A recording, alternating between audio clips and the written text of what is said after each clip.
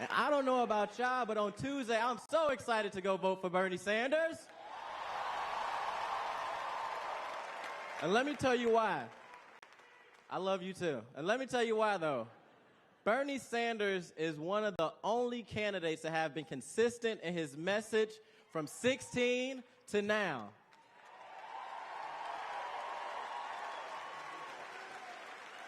Bernie Sanders has been the only candidate that has constantly said we need to make sure no matter where you work, you deserve a livable wage. As one of the Fight for 15 workers back in 2016 when we protested the debate, he was the only candidate out of the two that said we wanted 15. He said, I will make sure you guys get it because you deserve it. Bernie Sanders has also been the only consistent candidate that has says we need to make sure that everybody has health care. We need to make sure Medicaid is expanded for everybody, no matter your income, your race, your gender, your pronoun, you deserve it.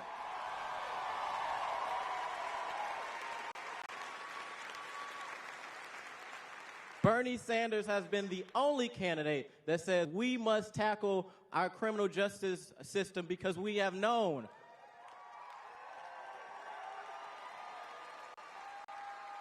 that no matter your zip code, no matter your race, you shouldn't be locked up 10 times more than somebody who does not look like you.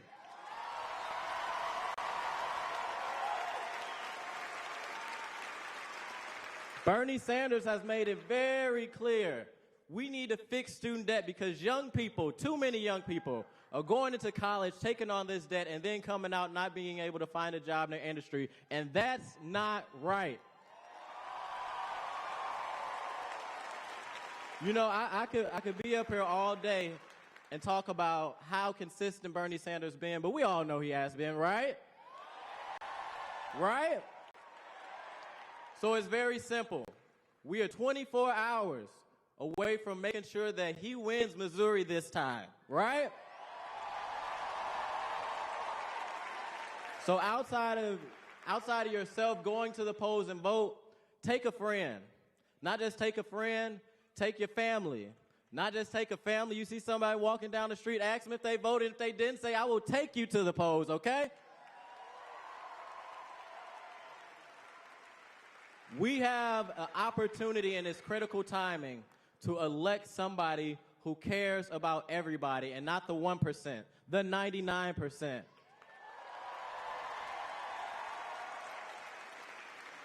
So we know what we got to do. We got to get fired up. Y'all fired up? Y'all ready to vote? Are y'all ready to elect Bernie Sanders as our next president of the United States? We gonna do it. When I say Phil, you say burn. Phil. Phil. When I say Phil, you say burn. Phil. Phil. Not me, us.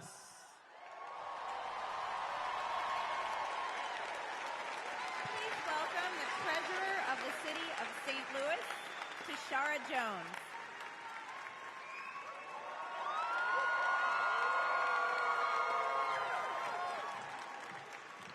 Good morning, St. Louis. My name is Tashara Jones. I'm the treasurer of the City of St. Louis, but to my friends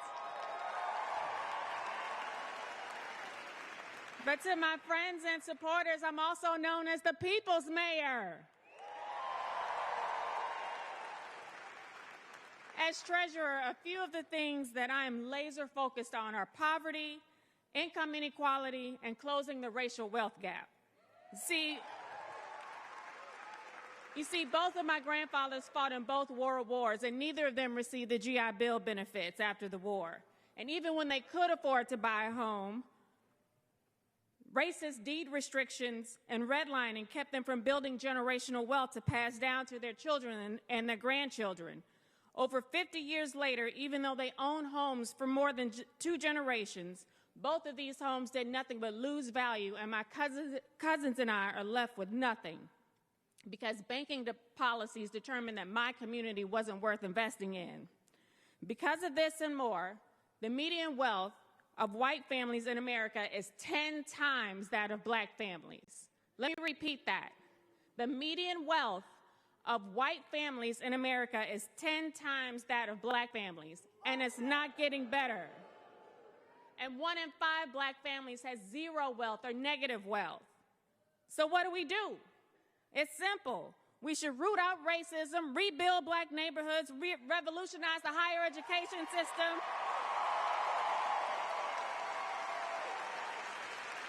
make college free for everyone, eliminate student debt, expand Medicare for all, and pay everyone a living wage.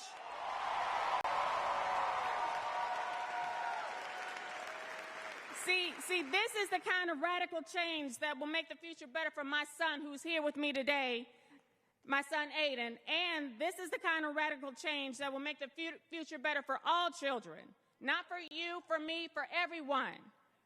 In the midst of these trying times, our neighbors may say this election is too risky to go with Senator Sanders. I say, hell no.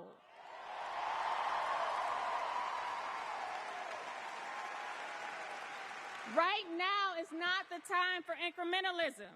And speaking of big ideas, did you see the stock market today? So you know what's going to happen, right? We're going to see some big banks lining up for socialism like they did in 2008 when they received government bailouts. So don't let some of the same people who supported government helping big banks stop from getting the government to provide the same type of help for working Americans.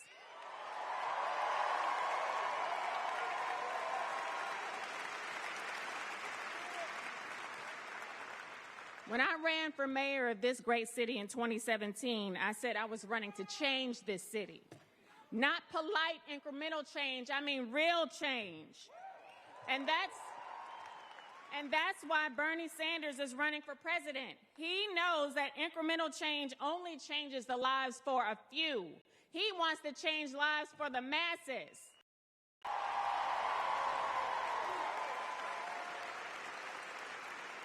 So I need all of you to do me a favor. Tomorrow's my birthday. It's my 48th birthday.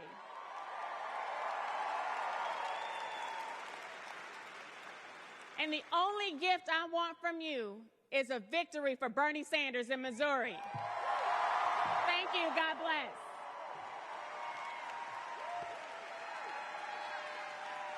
Please welcome Missouri co-chair Cori Bush.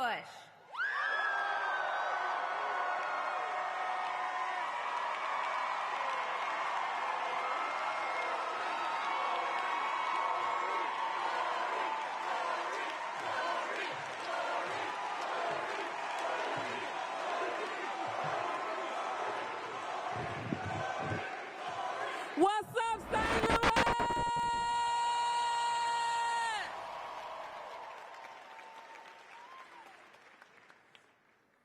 Y'all, this is amazing.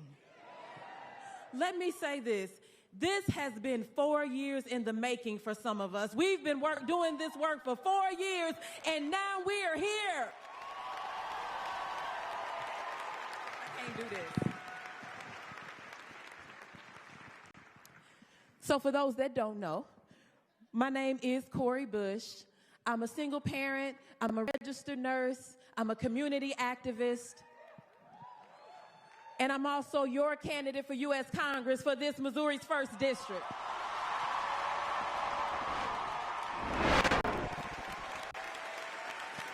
And I've been endorsed by Senator Sanders. So let me say, going back to 2015, I have to think about when I first started supporting Senator Sanders. Right after Ferguson, well, actually, it wasn't actually after. It was like towards the end of the Ferguson uprising. I remember I went to this event, and at this event, I remember being treated like what people were calling us. They were calling us terrorists. They were saying that we're the people that burned down buildings, and they were treating us like we didn't belong in this country, and they were stalking us and terrorizing us, and we were traumatized and all of that. And so we were sitting in this, I was sitting in this event, and this man got up and he started to speak. He was announced as as someone who was running for president. And I just remember this man got up, and one thing that he said that struck me, I didn't even pay him any attention until I heard him say one thing. He said, because Black Lives Matter.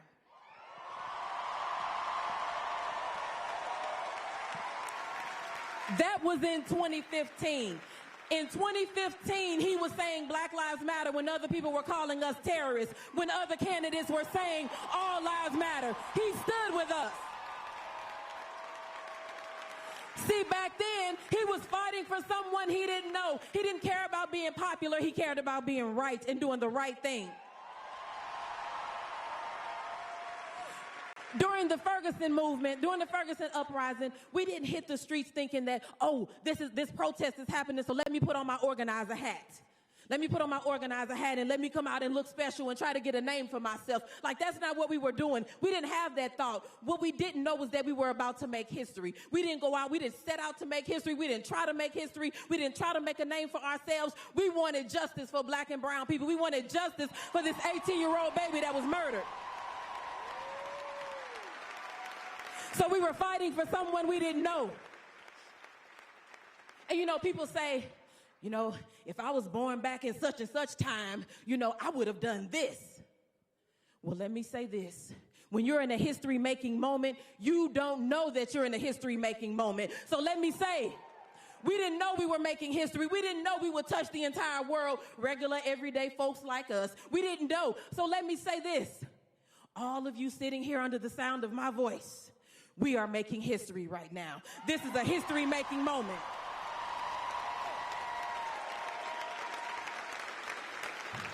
So yeah, I know you tied your shoes the same way. I know you put your makeup on the same way and you fed the dog. I hope you fed the dog. You did all of that. I understand.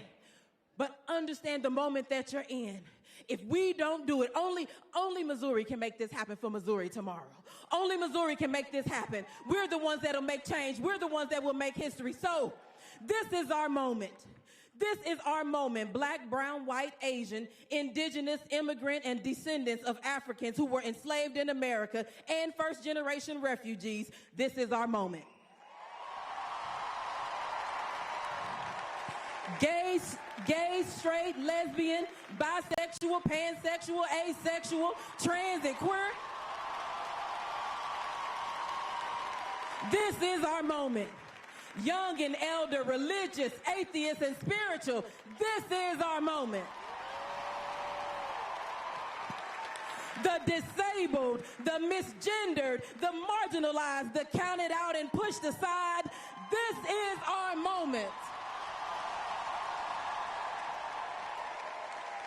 The unhoused, the incarcerated, the out on parole, working class students, the poor and the comfortable. This is our moment. The undocumented and uncounted, unable to vote or unwilling to hope, the overlooked, the exploited, the movers, the breakers, the builders, the shakers, and the laborers. This is our moment. Teachers, nurses, farmers, veterans, store clerks, hotel workers, firefighters and service members, engineers and electricians, those unemployed and those retired. This is our moment. Artists, activists, musicians, leaders, innovators and organizers, cooks, janitors, servers, union workers, postal workers, and sex workers. This is our moment.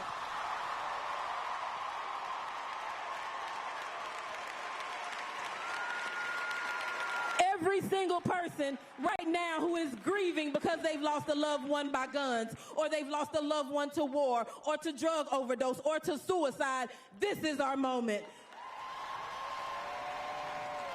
To foster children and children in cages, the single mother and single father fighting tooth and nail to reunite with their babies, those living with mental illness and those burdened with debt, this is our moment.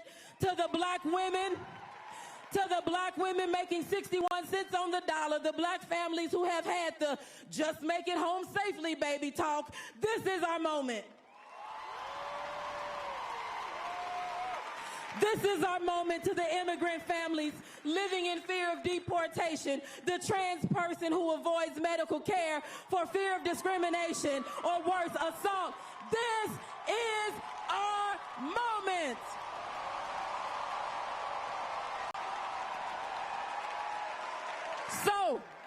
So, to you and you, this is our moment. To him, her, thee, and them, this is our moment. So let me tell you, let's say this is what we need to do. We have a choice to go ahead and make this history moment. So I know that some of you will say, yes, you know what, Corey, I've knocked, 400 doors like I'm a star. No, oh, thank you. Thank you for that. Thank you. But we're trying to make history here. We only have today and tomorrow to finish this work. Let me say this, it doesn't come back again. Tuesday does not come back again. We don't have Bernie Sanders running this race against this person at this time to take this presidency coming back again. So this is our moment. This is our moment, Missouri. We got to take it. So what we're going to do is, they already announced we have 6 shifts available. So we need you to sign up. I know you may be tired, but let me tell you how tired you'll be if we have the wrong person in office. So what is going to look like in 4 years?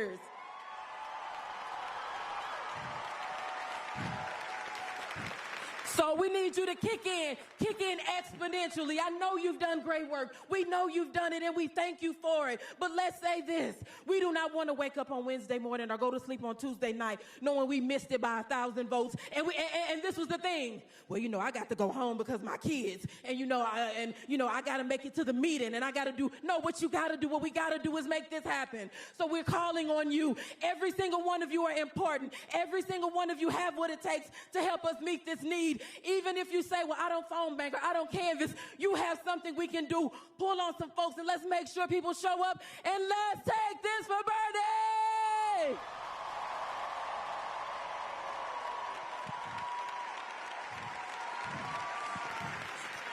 So now, the moment that we've been waiting for.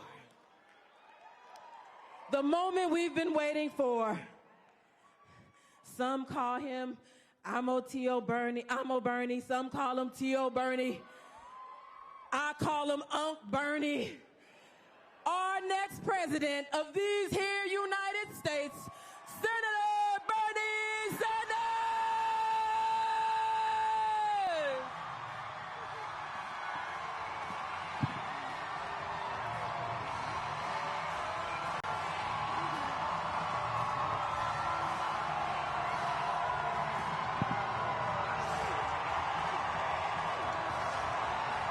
Whoa.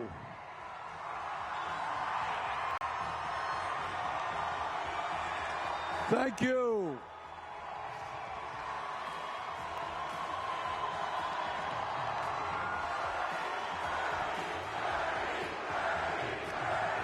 Thank you. Whoa. Thank you so much. What a great turnout. Thank you, St. Louis.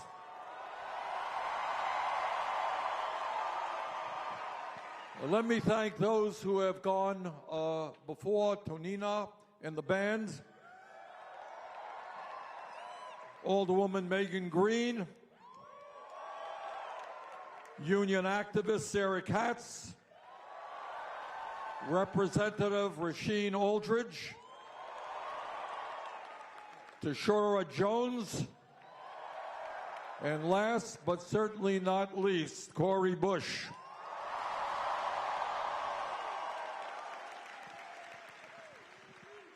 Let me kind of pick up where Corey left off, and that is to say, all of you remember Nelson Mandela.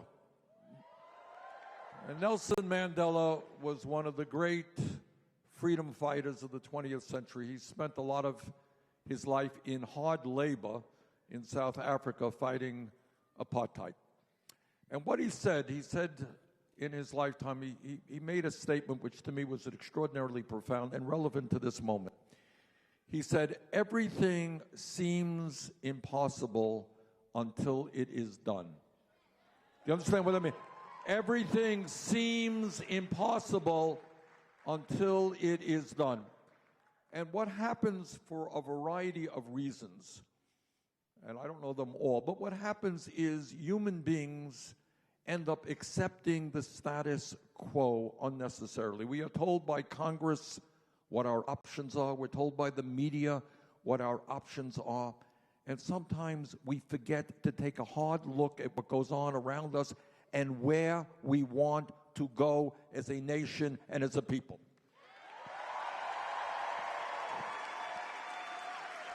So what our campaign is about is asking people to take a hard look at America today, at the world today, and ask questions like, why are we where we are? Where should we be going? And let me do what no other campaign will do.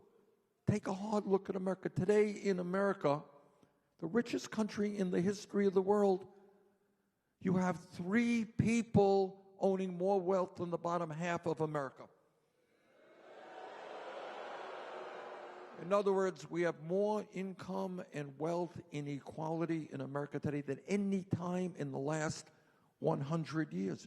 You got the top 1% who over the last 30 years has seen a $21 trillion increase in their wealth. Top 1% owning more wealth than the bottom 92%. Now, you don't hear about that much in the media. That's not what is going to be talked about because those are the guys who own media. They own the Congress. Today in Missouri, now am I saying Missouri right or is it Missouri? Missouri, all right. I know, that's a tough one.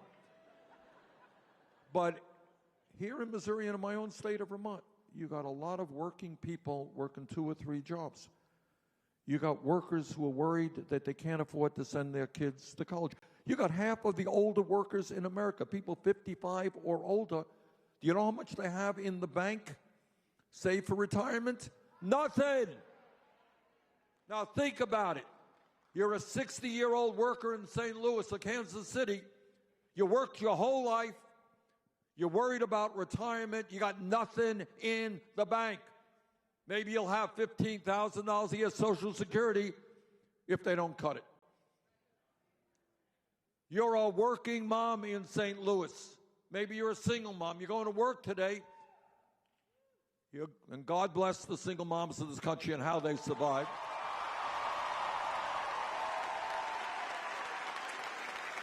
Don't know how they do it. But that mom, think of the mom. You're making $15 an hour. Where are you going to find quality, affordable child care for your kid? Virtually impossible. You're a young person coming from a working class family. You want to go to college. You want to go to a trade school, but you can't afford it. Your dreams being destroyed. Or maybe you made it through college and you leave school $50,000, $80,000 in debt. You went to graduate school. Maybe you're a couple of $100,000 in debt. That is the reality. I grew up in a family, didn't have any money, lived paycheck to paycheck. I know a little bit about that. And half of the American people in this richest country in the history of the world, half of our people today are living paycheck to paycheck. And if you are African American or Latino, then you got a whole bunch of additional hurdles that you got to overcome.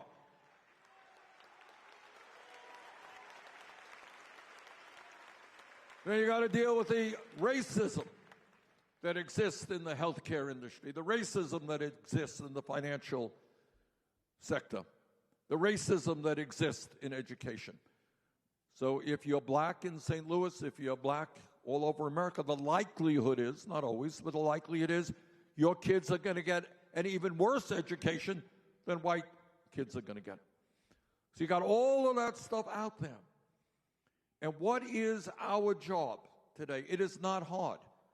It's to say that within a corrupt political system where billionaires buy elections, our job is to reinvigorate democracy so we have one person, one vote, not billionaires buying elections.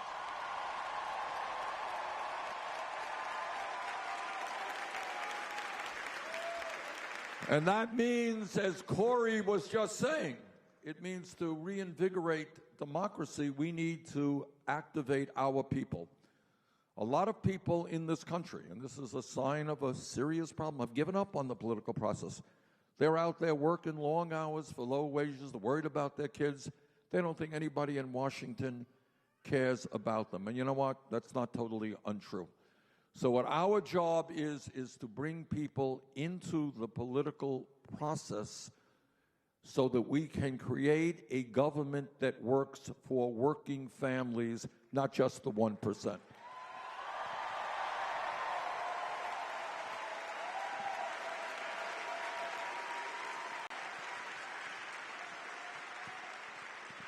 Now, this is hard stuff. And again, getting back to what Mandela said, we're not supposed to be thinking about where we want to go. We're not supposed to be looking at countries around the world who have already made major gains where we haven't. Give you an example. Question: how many major countries on earth do not guarantee health care to all people as a human right? Anyone know? All right, take a step back now. Okay. Now I'm going to end up off the stage here. How does it happen? I live 50 miles away from the Canadian border. In Canada, for decades, every person, rich, poor, middle class, goes to any doctor they want, goes to any hospital they want. If you end up in the hospital in Canada for a month, you know what is your bill when you leave the hospital? Yeah. It is, and by the way, in Canada, they spend half as much per capita on health care as we spend. You got it? So we are spending $11,000. $11,000 for every man, woman, and child for health care. And yet at the end of the day, we got 87 million people uninsured or underinsured. We have conservatively 30, and this is very conservative, at least 30,000 people dying every year because they don't get to a doctor when they should. We got 500,000 people going bankrupt because of medically related debt. You know what that means? Think about it. Think about a system which says you go to the doctor, you're sick, you're diagnosed with cancer. You got enough to worry about. You're fighting for your life. And yet now you're going to have to fight to prevent financial ruin, and many people do not. To go bankrupt because you are dealing with cancer or heart disease should not be happening in America.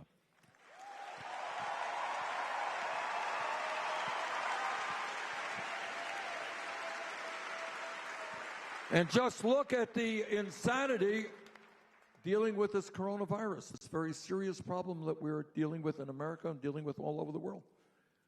Think about the insanity of a system where today somebody wakes up and maybe they think they have the symptoms of coronavirus.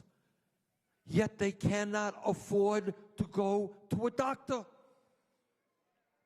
What does that mean? So they're going to go to work and make a serious epidemic even worse. We believe that health care is a human right for every man, woman, and child.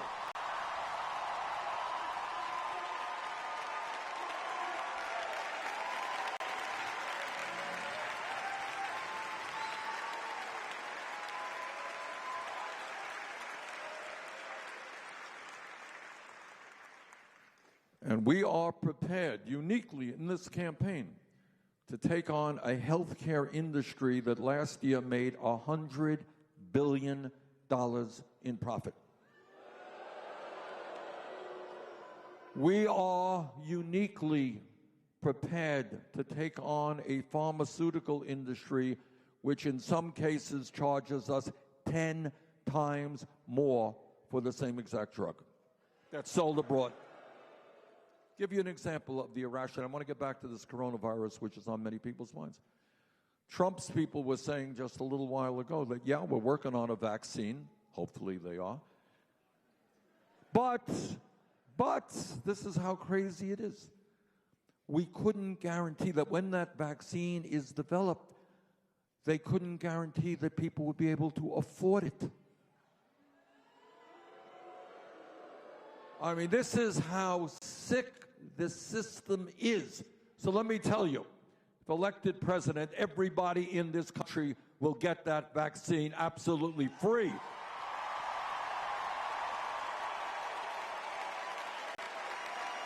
I mean, and should anybody, is that a radical statement? I mean, that is the most obvious statement that anybody can make, but you carry that a little bit step further.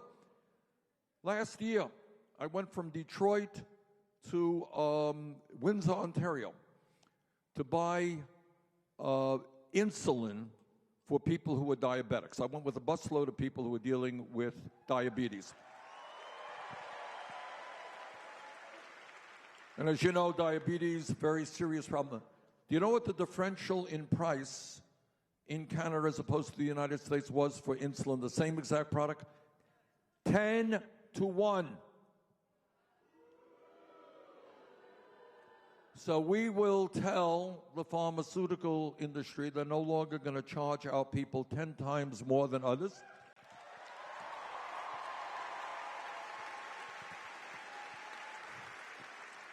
And we are prepared to manufacture that damn product to sell it to everybody at a price that is competitive.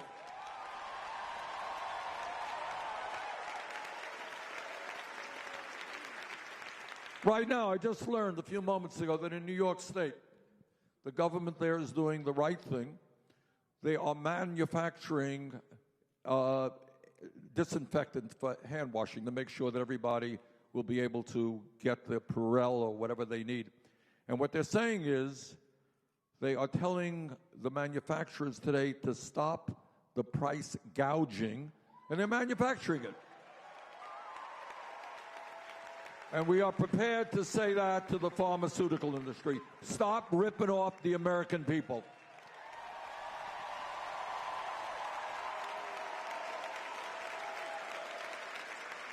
I mean, we finally need a government that represents working people in the middle class, not just large multinational corporations. That's what this campaign is about.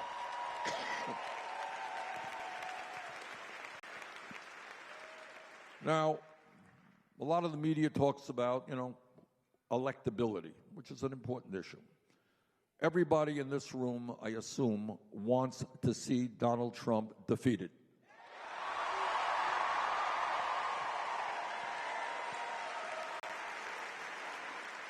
And the truth is that every American should want to see Donald Trump defeated because he is the most dangerous president in the modern history of this country.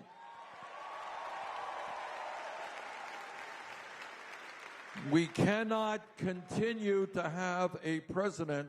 I mean, you just can't have somebody in the White House who lies all of the time. Because then America, look, we can have differences of opinion on policy. But if you have somebody who is a pathological liar, then nobody believes what you say, which is a very dangerous situation when you're president of the United States. We cannot continue to have a president who runs a corrupt administration. We cannot have a president, and I would truly hope that some conservatives take a look at this. Look, we disagree on policy, that's fine. But you can't have a president who has apparently never read the Constitution of the United States of America.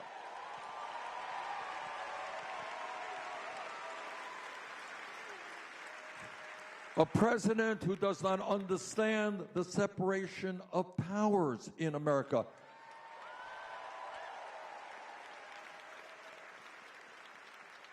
We are not an autocratic society. We're a democratic society. The founders of the Constitution divided up power, which was the right thing to do. You can't have a president who calls the media enemy of the people. You can't have a president who attacks the judiciary, who attacks the Congress. Now, Donald Trump may not understand democracy, but he's going to learn about what democracy is about in November when we defeat him.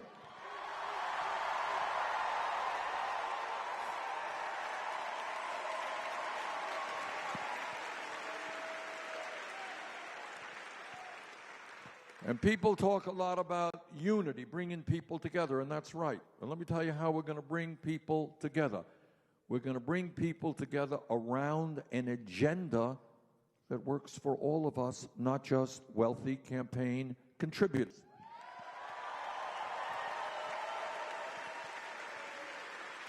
We're going to bring people together by raising the federal minimum wage to $15 an hour. We're going to bring people together by fighting for equal pay for equal work. We're going to bring people together by making it easier for workers to join unions, not harder. We're going to bring people together by rebuilding our crumbling infrastructure, creating millions of good-paying jobs.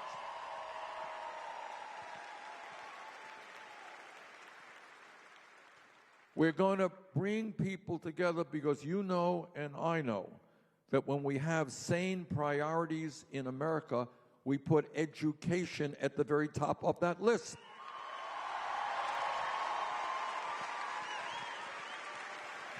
And that means that all of our children, black and white and Latino, Native American, Asian American, are entitled to a high-quality education.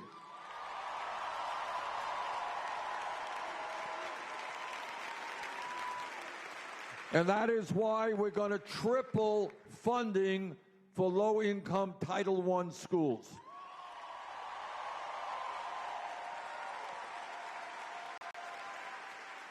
And again, I want you to think outside of the box. Ask yourself a question.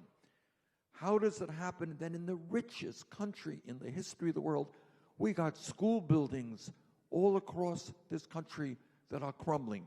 Kids can't even drink the water in some school buildings. We have teachers who have been great teachers for 10, 20 years. They're leaving the profession because they can't make a living. They're tired of taking money out of their own pockets to buy school supplies. All of that when we know there is nothing more important than educating our kids for the future of this country.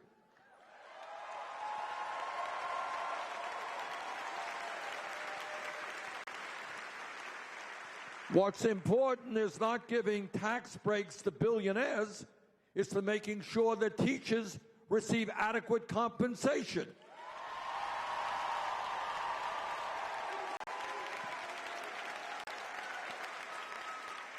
And that is why we believe that instead of giving tax breaks to billionaires and spending more than the next 11 countries on the military, we will pay our teachers at least $60,000 a year.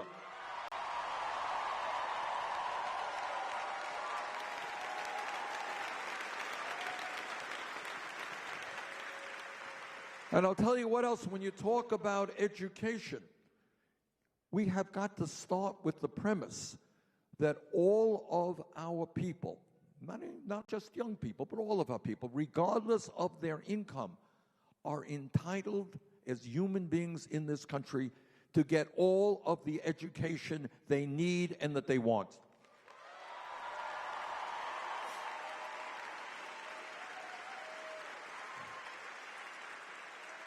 Does anyone think that's a radical idea?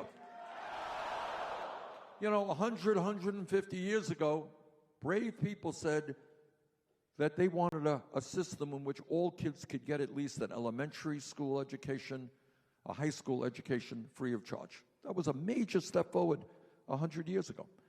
But right now, with the world changing, with technology changing, our position must be that we will make public colleges and universities tuition free.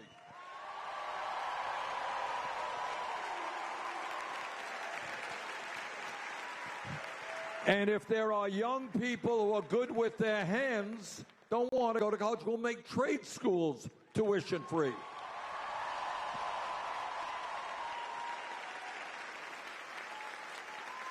And again, thinking outside of the box. If we could give tax breaks to billionaires, if 12 years ago we could bail out the crooks on Wall Street, we can cancel all student debt in America.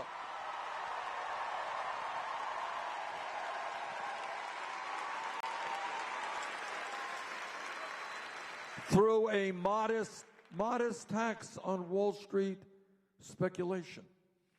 And when we think about issues that face our country,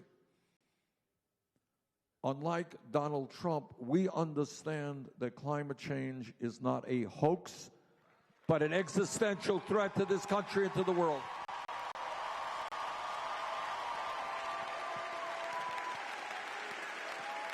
And whether it relates to the coronavirus or whether it relates to climate change, we believe in science.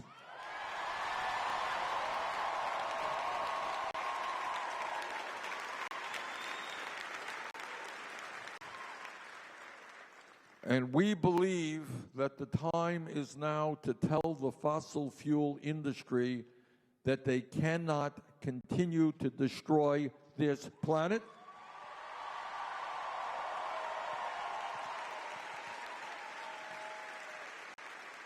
And that we will transform our energy system away from fossil fuel to energy efficiency and sustainable energy.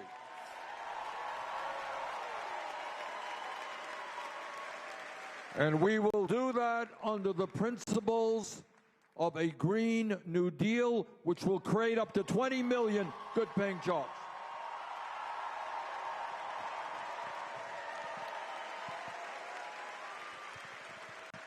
So put it all together. Put it all together. Just stop, think about a new America in which we have a government that works for all, not just the wealthy and not just campaign contributors. What does it mean? It means that in the wealthiest country in the history of the world, where there's so much work to be done, we need child care workers, we need teachers, we need more health care providers, we need to rebuild our crumbling infrastructure, we need to transform our energy system. We have an enormous amount of work to be done. It is not radical to say that all of those workers earn living wages.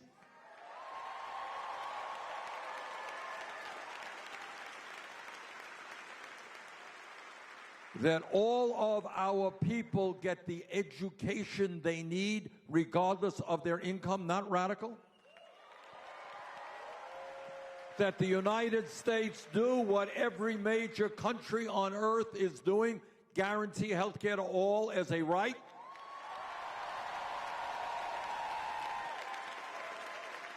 That we do what the scientists are telling us we should do, aggressively combat climate change.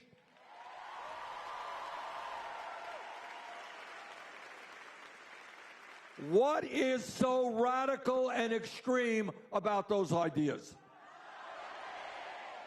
Not only are they not radical and extreme, they are exactly what the American people want.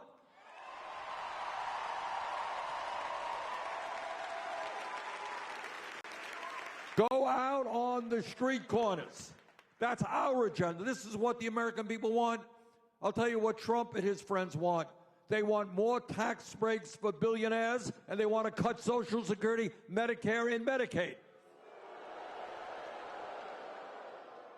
That is a radical agenda. It is a radical agenda to suggest that we keep a situation going where 500,000 people are homeless tonight. That's radical.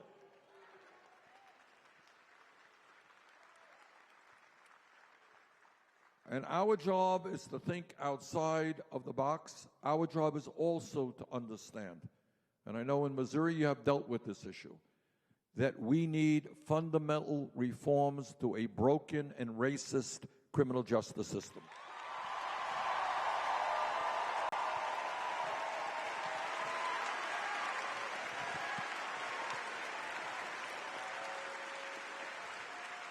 Again, think outside of the box. Ask yourself a simple question. Wealthiest country on earth, Why do we have more people in jail, disproportionately African American, Latino, Native American, than any other country on earth, including China, a communist authoritarian nation 4 times our size? We have more people in jail today than China does. How does it happen? Let's think about it. How does it happen? Again, we don't talk about these issues.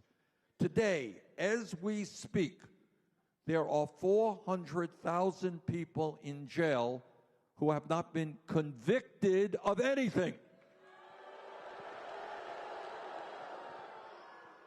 Anyone know why that's so? How do you end up in jail if you're not convicted? Okay, good. All right.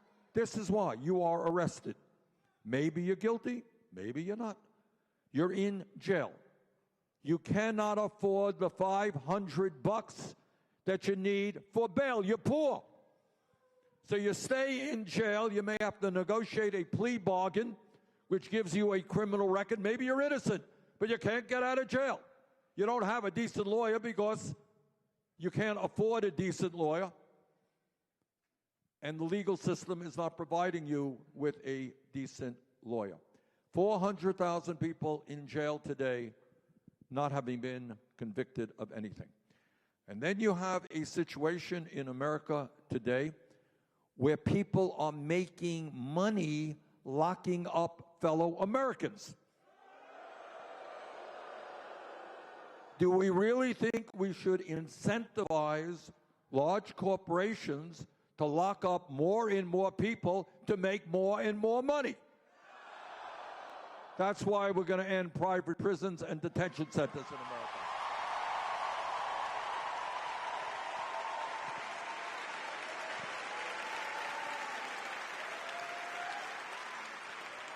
And we understand that if kids fall through the cracks, if there's a kid in St. Louis or Burlington, Vermont today who's dropping out of high school as a sophomore or junior in high school, kid has no education, kid has no job training, there is a strong likelihood that that kid is going to get into trouble or do self-destructive things. What we believe in is investing in our young people, making sure they don't fall through the cracks. Not that hard to do.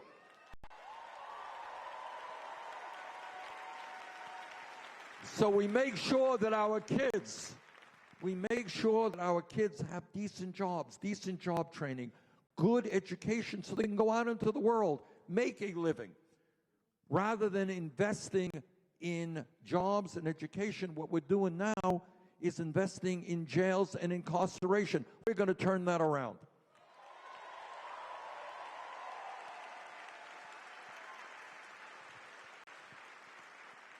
And I'll tell you what else we're going to do. We are going to end the very, very destructive war on drugs.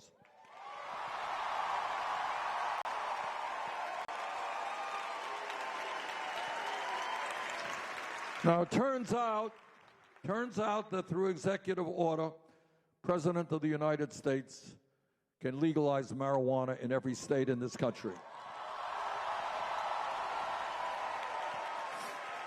And that's what I will do. It also means that we've got to work aggressively to expunge the records of those arrested.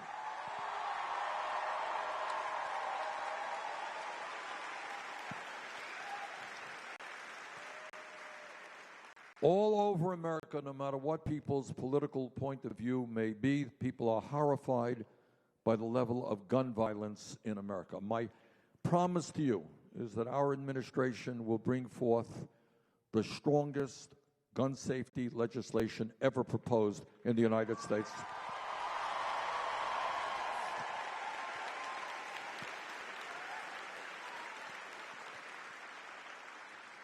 We will fight for universal background checks. People who have violent histories should not own guns, including domestic violence.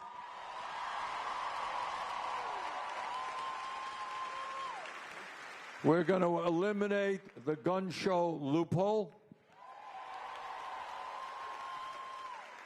And we're going to end the sale and distribution of assault weapons in this country.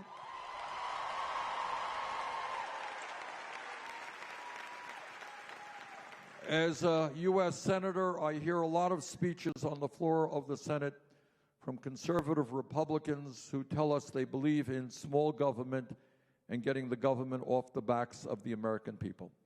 And I say to those hypocrites, if you believe in getting the government off the backs of the American people, please understand that it is women who have a right to control their own bodies, not the government.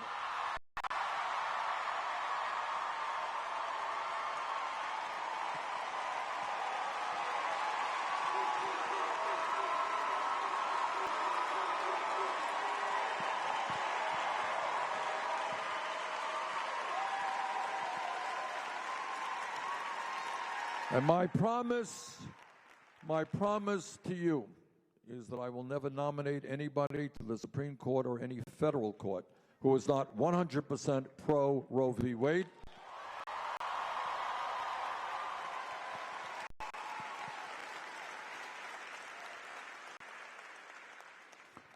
Trump and his friends want to cut funding for Planned Parenthood.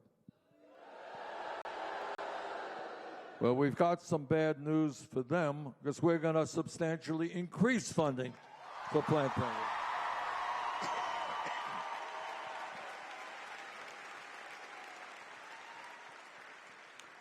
So here we are, one day before the Missouri primary. And as Cori Bush said a moment ago, this is an historical time. People don't realize it, but this is an historic moment. And it seems to me there are two broad issues that are on the minds of Democrats, independents, and some Republicans. Number one, which campaign is best able to defeat Donald Trump? And let me say without any hesitancy, our campaign together is the campaign.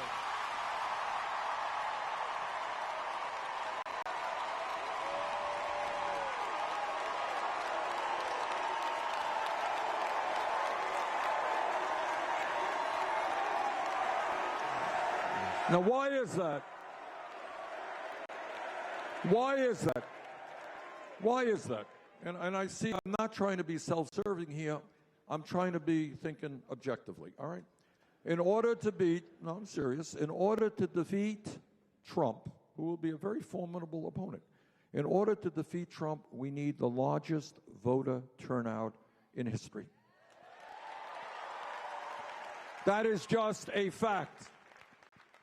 And here is another fact. The other fact is that our campaign is the campaign of energy and excitement.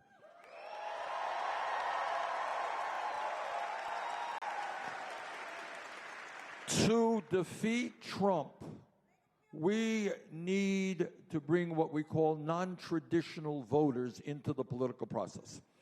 Now, I'm not happy about the reality, nor should you, that in our country today we have one of the lowest voter turnout rates of any major country on earth. Okay? It's very low. And I want to change that, but right now that is where we are at. Now, we need to attract people who often do not vote into the political process if we're going to beat Trump. That's just the simple political reality. Young people in America are today the most progressive young generation in the history of this country.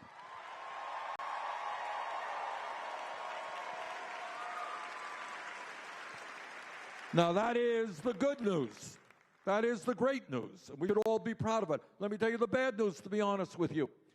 Young people vote in much lower rates than older people. All right? That is the fact. So I hope all of the old people vote. That's great. But I want young people to be voting at the same rates.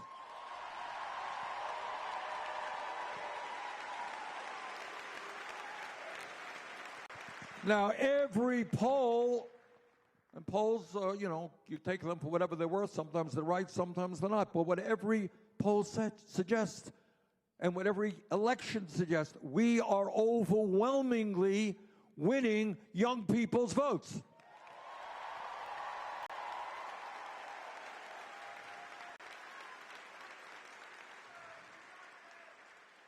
Our campaign is the campaign that in the general election can bring millions of young people to the polls.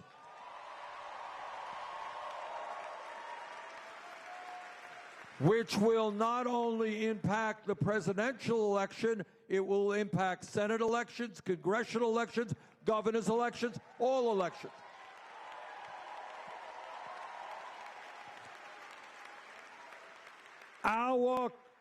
And on this issue, you know, Joe Biden is a friend of mine. Joe and I have known each other for many years. What Joe has said, he will support me if I win the nomination. I have said I will support him because we want to beat Trump. That goes without saying. But here is my point. If you are talking to working class people all over this country, who is better able to win their support? Joe Biden voted for the war in Iraq. I voted against the war in Iraq. Joe Biden voted for the Wall Street bailout. I helped lead the effort against the Wall Street bailout. Joe voted for disastrous trade agreements which have been horrific for the Midwest. Agreements like NAFTA and PNTR with China. I helped lead the effort against those terrible trade agreements. Over the years, for a variety of reasons, Joe Biden has been on the floor of the Senate talking about the need to cut Social Security benefits. I have been leading the fight to expand Social Security benefits. Now, my point here is not to criticize Biden. My point here is to ask you to think that in a general election, which candidate can generate the enthusiasm and the excitement and the voter turnout we need?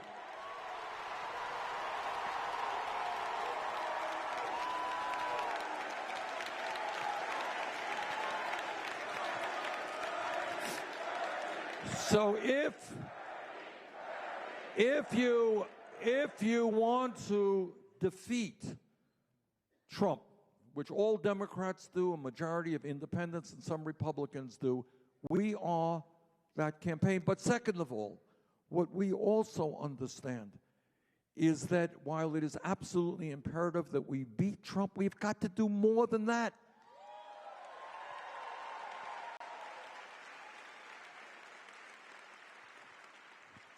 We've got to transform this country so that we have an economy that works for you and you and you, not just wealthy campaign contributors.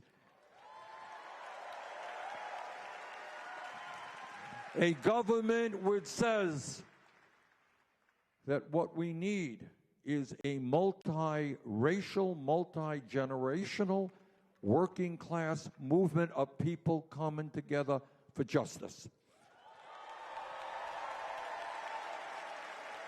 A movement that says not only are we going to reform a broken and racist criminal justice system, we're going to reform a broken and racist immigration system.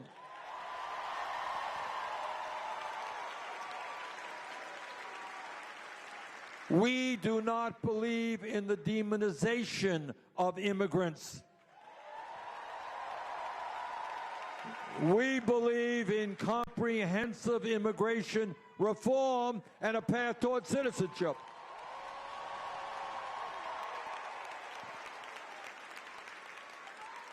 So what this campaign is about is bringing the American people together, black and white and Latino, Native American, Asian American, gay and straight. Bring people together, end the hatred and the divisiveness which Trump is promulgating.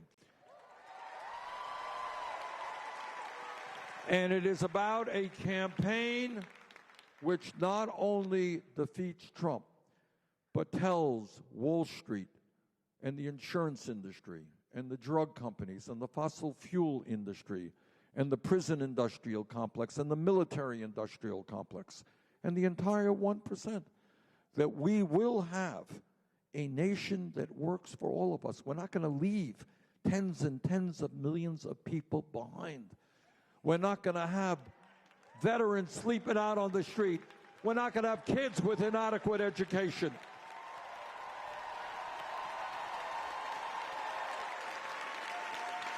We're not going to have older people unable to survive on inadequate Social Security benefits. That instead of denying the reality of climate change, we are going to lead the world in transforming our energy system.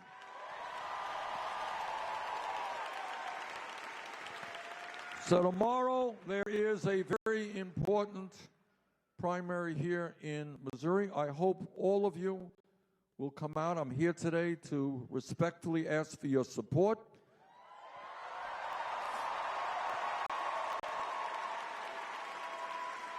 I am here to ask you to bring out your friends and family. Let's have one of the largest voter turnouts in the history of the Missouri primary.